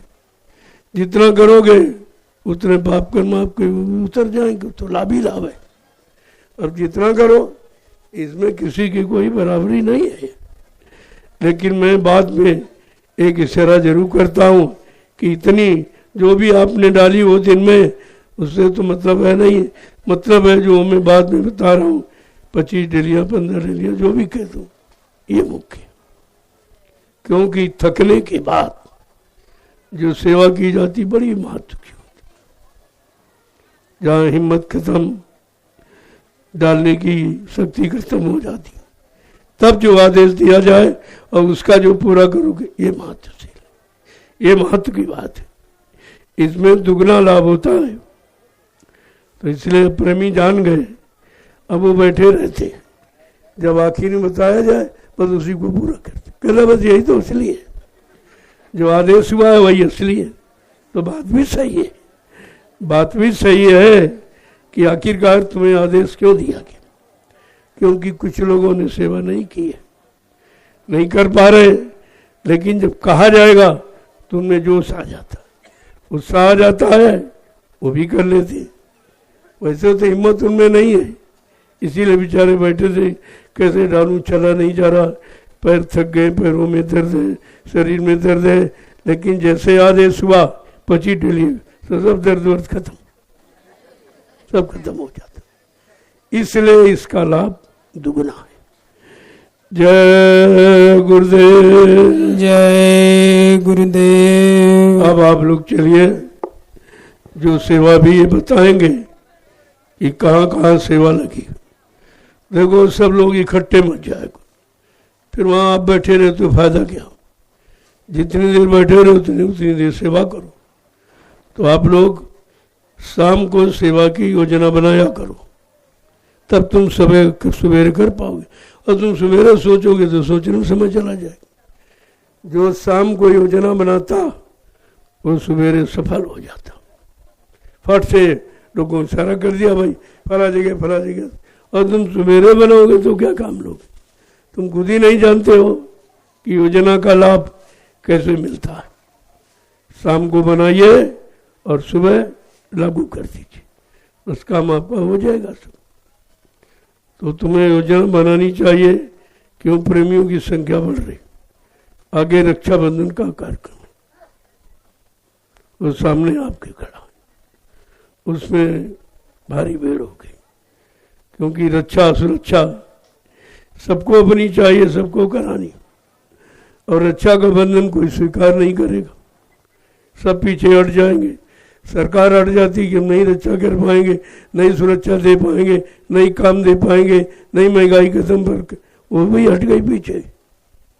तो ये सब तुम्हारा काम नहीं कर सकते, ये सुरक्षा तो कोई कर ही नहीं सकता, उससे सब पीछे हट जाए। इसलिए रक्षाबंधन है, आपको रक्षा सूत्र मिलेगा, अपने हाथ में उसको बांधी लीजिए। पूरी व्यवस्था रहेगी। वो तो कल ही है रक्षाबंधन, कल है क्या? कल 19 है। हाँ कल ही। आज तो 18 है, आज किसी को नहीं जाना। 18 तारीख को कोई नहीं जाए। ध्यान रखा करो तिथियां 8, 18, 28, ये आपके लिए अच्छी नहीं, ये शुभ नहीं, अशुभ है। इसमें कोई ना कोई नुकसान हो जाता है आपको, इसलिए इनमें यात्रा नहीं करनी चाहिए। खास करके कोई अच्छे काम की शुरुआत नहीं करनी चाहिए। बाकी सब ठीक है, इसी दिन आप करिए, आप पर दया रहेगी, आपका काम सफल होगा, लेकिन इन दिनों नहीं। और जब भी चलो घर से, तो घर से नाम लेके निकलो। तो माम नहीं लेते तो ऐसे चल देते हो, और तुम्हें मालूम नहीं कि काल जगह जगह बैठा हुआ है, कहीं गिरा देगा, इधर तुम्हारा कहीं बस पलट देगा, कहीं गाड़ी पलट देगी, नुकसान हो जाएगा। इसलिए झंडा लगा के और बैनर लगा के चलो कि हम साधना शिविर में जा रहा हूँ, तो कम से कम जब साधना शिविर का बैनर लगेगा तो दुर्घटना नहीं हो। आप समझते नहीं हो और तुम हंसी मजाक समझते हो, ऐसे चल देते हो, और जब दुर्घटना हो जाती तब मैंने मना किया है कि 11 बजे के बाद सफर मत करो रात में। ड्राइवर को नींद ले लेने दो, जरा सी पलक चूकी तो खतरा हो जाएगा, जरा सी आंख उसकी बंद हुई खतरा हो जाएगा। अब तो नहीं तंगे, चलो चलो चलो चलो चलो भी पहुंच जाएंगे, और रात भर उसको यानी चलाते रहे, और जरा सी झपकी लगी तुम काम हो गया। बाद में यहाँ सूचना भेजते हो, तो तुम जब मानोगे नहीं तो परिणाम खराब होगा। इसीलिए पहले से पहले आपको बता दिया जाता कि 11 बजे तक आप शाम को चलो, इसके बाद 2-3 घंटे ड्राइवर को आराम कर लेने दो, और 3 बजे 4 बजे फिर चल दो उधर। ज़्यादा आधा घंटे का फर्क पड़ता है, और आधा घंटे में तुम बड़ा नुकसान कर बैठे हो, तमाम की जानें चली जाती, तमाम हाथ पैर टूट जाते, और बाद में तुम कहते हो हम सत्संग में जा रहे थे। तुम सत्संग में कहाँ जा रहे? अगर सत्संग में जाते तो सत्संग की याद करते, कोई तुम्हारे पास प्रमाण कुछ होता तो तुम्हारी मदद हो जाती। कुछ नहीं, न झंडा लगाते और न वाहन पर कहीं लिखा है, तो मदद करेगा कौन तुम्हारी? कौन मदद करेगा? शराबी कबाबी ड्राइवरों को ले आए, जरा सा नशा उचट गया, काम खत्म हो गया। ये सब बातों को ध्यान में रखना चाहिए, और नहीं रखोगे तुम जानो तुम्हारा काम जाने। हमारे पास शिकायत आप नहीं कर सकते। मैं पहले से आपको रोक के रखता हूँ कि समय का ध्यान रखिए और समय से चलिए और सुरक्षित पहुँचिए। जय गुरुदेव, जय गुरुदेव, जय गुरुदेव, जय गुरुदेव, जय गुरुदेव। नाम किसका?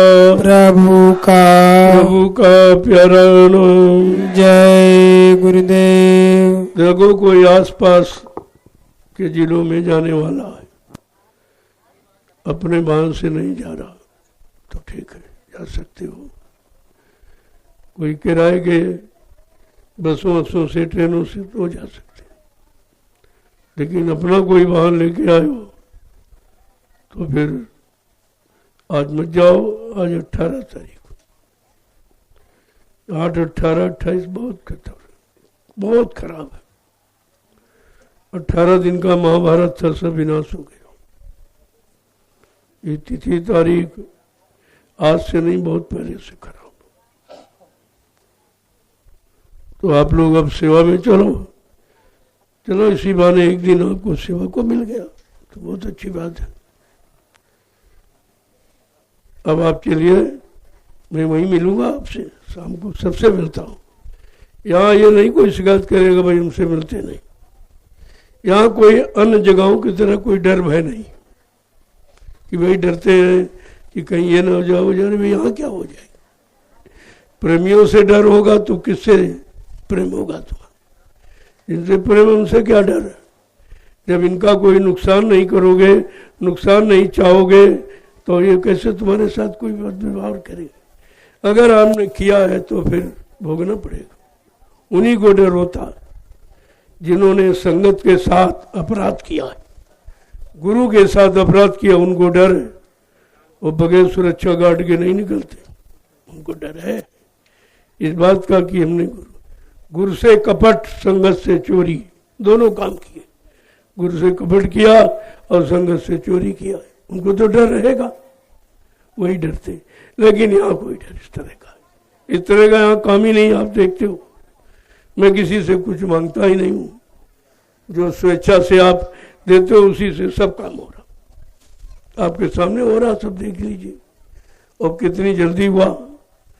आपने जहाँ 4-4, 5-5, 6-6 अंकों की सेवा पहले दी है और अब भी प्रेमी दे रहे हैं, लेकिन वहाँ काम कुछ नहीं, काम कुछ वहाँ नहीं।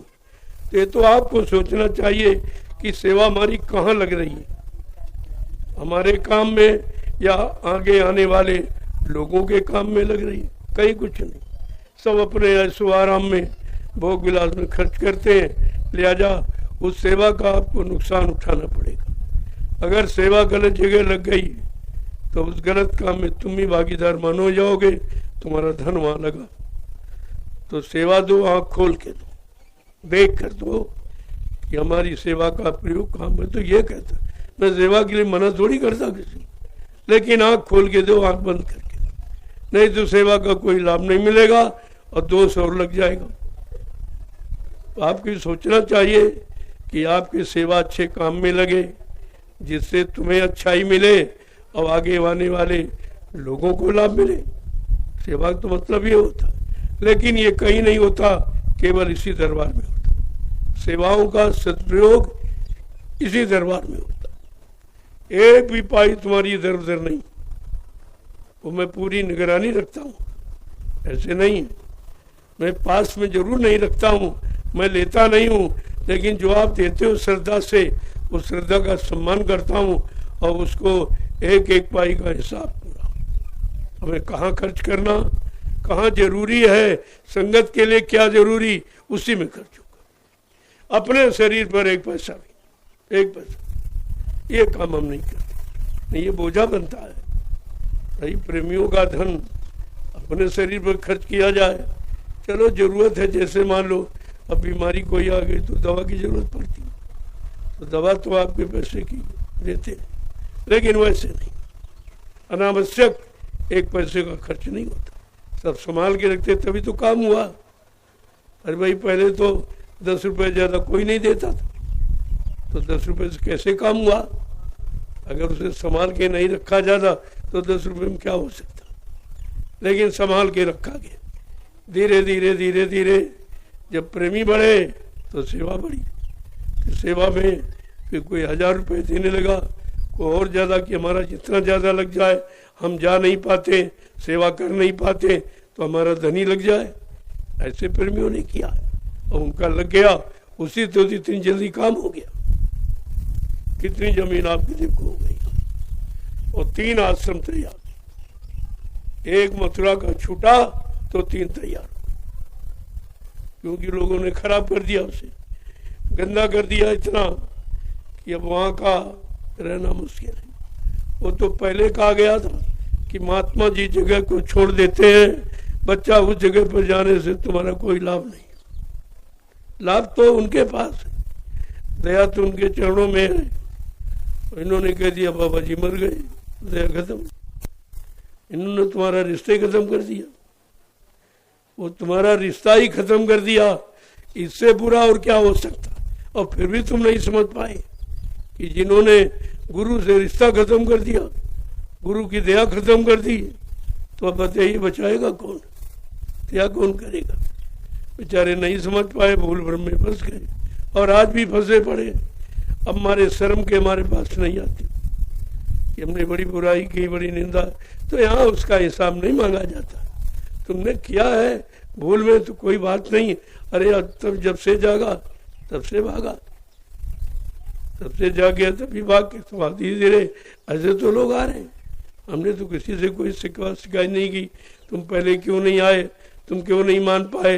जब धीरे धीरे बच्चों को सुना और यहाँ काम को देखा तो धीरे कितनी भीड़ बढ़ रही देखिए आप, और एक दिन धीरे धीरे सब आ जाएंगे, क्योंकि काम और कहीं नहीं हो रहा। दाम तो लिया जा रहा लेकिन काम नहीं, कोई नहीं काम करने को तैयार, सब खाने पीने ऐशो आराम में खर्च कर रहे हैं और आपको उसका कोई लाभ नहीं। अब जो बेचारे नहीं जान पा रहे वो फंसे पड़े हैं, लेकिन धीरे धीरे सब जान रहे हैं कि पैसा हम देते हैं हमें कुछ नहीं मिला, और जो पैसा लेते वो आराम उठा रहे हैं, वो तरह तरह का भोग विलास कर रहे हैं और तुमको कुछ नहीं मिला। तब धीरे धीरे तो जानकारी हो ही जाती है। तो इसलिए मैं कुछ नहीं कहता किसी बारे में, कोई क्या कर रहा भाई वो जाने, और तुम करोगे तुम जानो, और जो हम करेंगे तो हम जान रहे हैं। तो इसमें किसी की बात कहने की, मैं किसी की निंदा आलोचना बुराई ये काम नहीं, मैं दूसरे की गंदगी नहीं लाता हूँ, मैं क्या जरूरत है। हमें जो करना है वो हम कर रहे हैं, और जो उनको करना वो कर रहे हैं। जब समझेंगे तो वो भी आ जाएंगे, कोई दूसरे नहीं है अपने ही है। अरे कोई परिवार का आदमी नाराज हो जाए, गुस्सा होकर कहीं बाहर विदेश चला जाए तो क्या परिवार का नहीं माना जाता? ऐसा कुछ नहीं, लेकिन वो अपना खो के बिगाड़ के आएंगे, कुछ रहेगा नहीं उनके पास। तब आएंगे तब पूछा जाए भाई तुम्हारी मदद कहाँ से की जाए, तुम्हारे पास तो कुछ नहीं रहा। अब कौन सी मदद की जाए, धोती लंगोटी की मदद की जाए कि रोटी की मदद की जाए कि मकान की मदद की जाए कि न्याय सुरक्षा की मदद, कौन सी मदद आपके की जाए? क्योंकि ये मदद और कहीं होगी नहीं। जब सरकार नहीं कर पा रही, रोज कहती है, रोज शपथ खाती ईश्वर को साक्षी करके, और ये शपथ कसम खा रहे और कुछ नहीं कर पा रहे, तो तुम कहां से कर लोगे?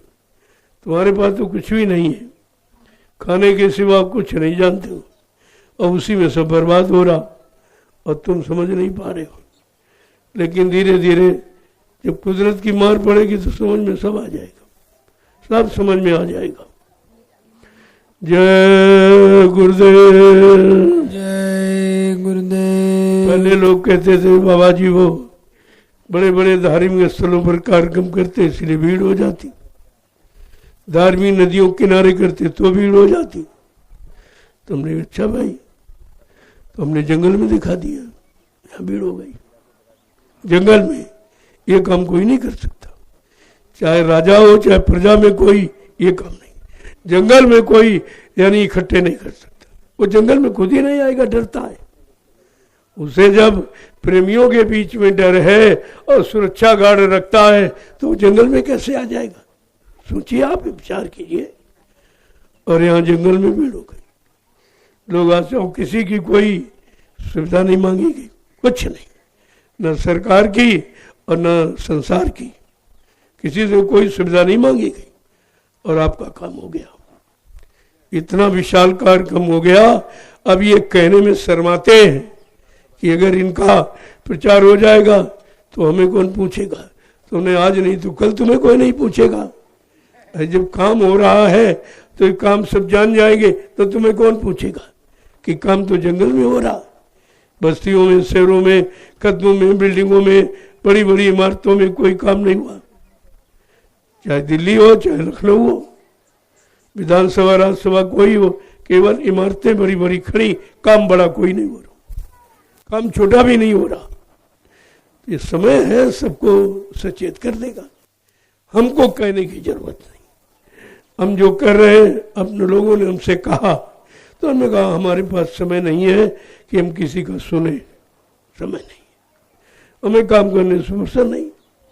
और जब काम हो जाएगा तो तुम्हारा भी देख लेंगे, सुन लेंगे, भाई तुमने मेहनत की है बुराई निंदा करने में, तमाम पैसा खर्च किया प्रसारण में, तो आपने तो मेहनत की है, हम उसका निरादर नहीं करते, तुम्हारा भी पढ़ लेंगे, सुन लेंगे। लेकिन हमें अभी अपने काम से फुर्सत नहीं। जय गुरुदेव। अब तो ये सब बंद हो गया। पहले तो बहुत लोगों ने उछल कूद किया, ऐसा हो जाए ऐसा हो जाए, ये वो फिर कहा, मीडिया पत्रकार से कहा इनको जेल में बंद कर दो, ये झूठ कहते हैं, ऐसा कहते हैं वैसा।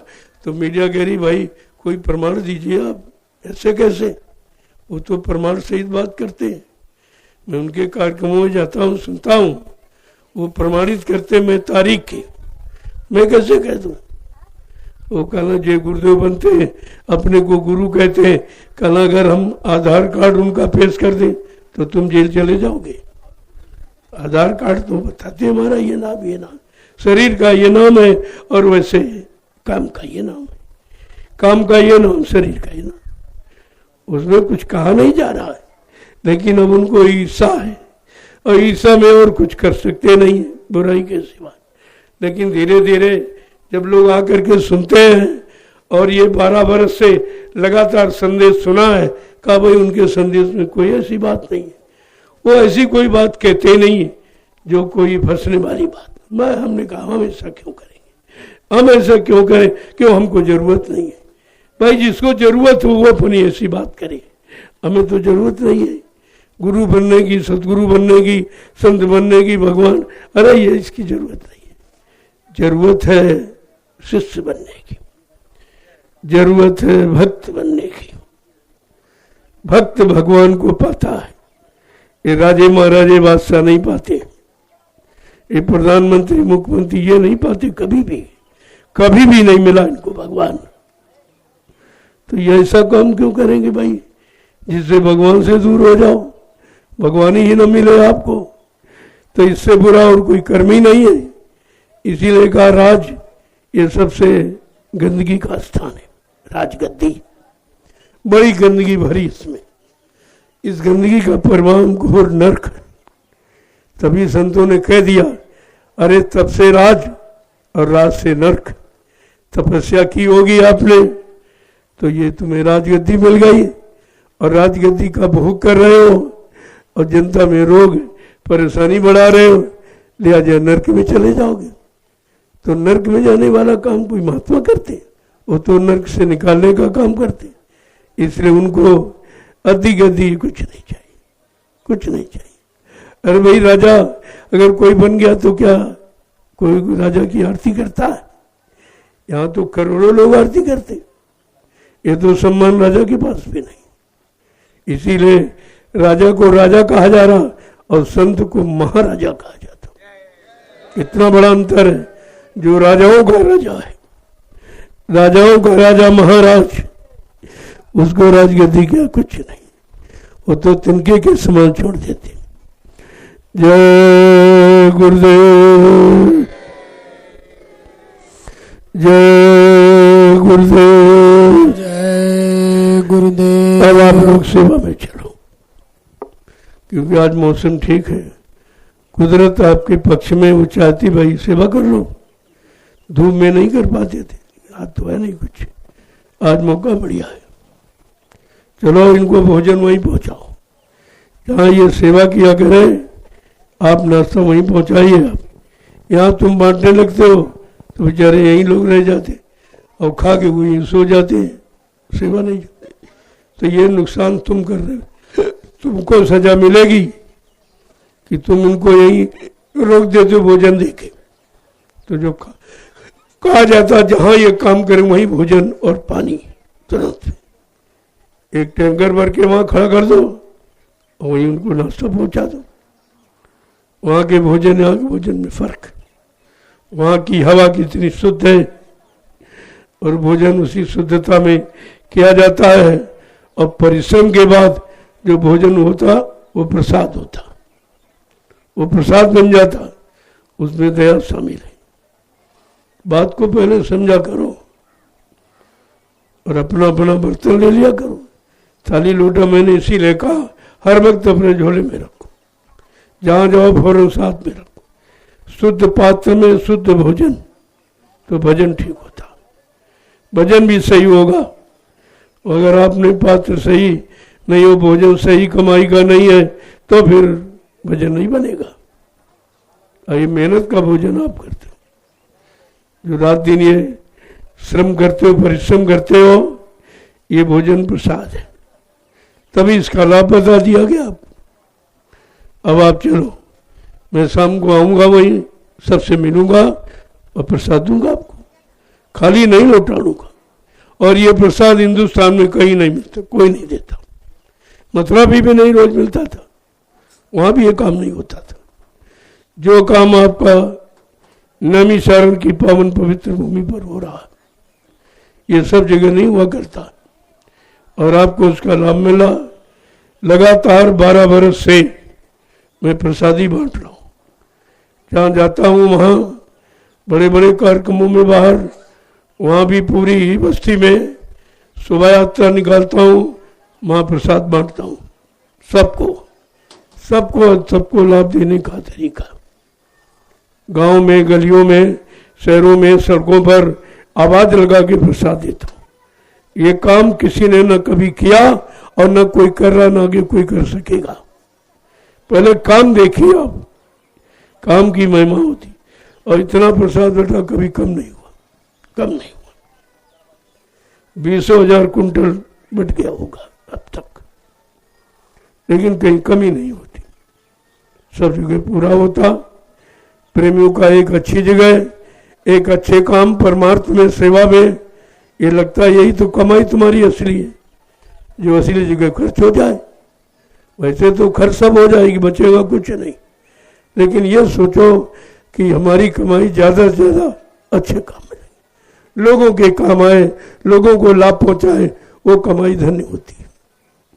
जय गुरुदेव, जय गुरुदेव। अब आप चलिए।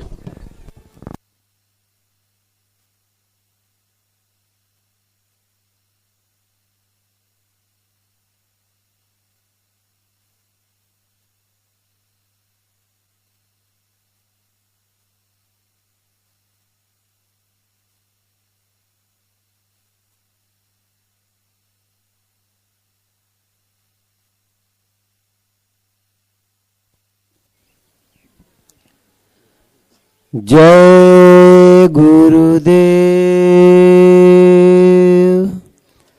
जय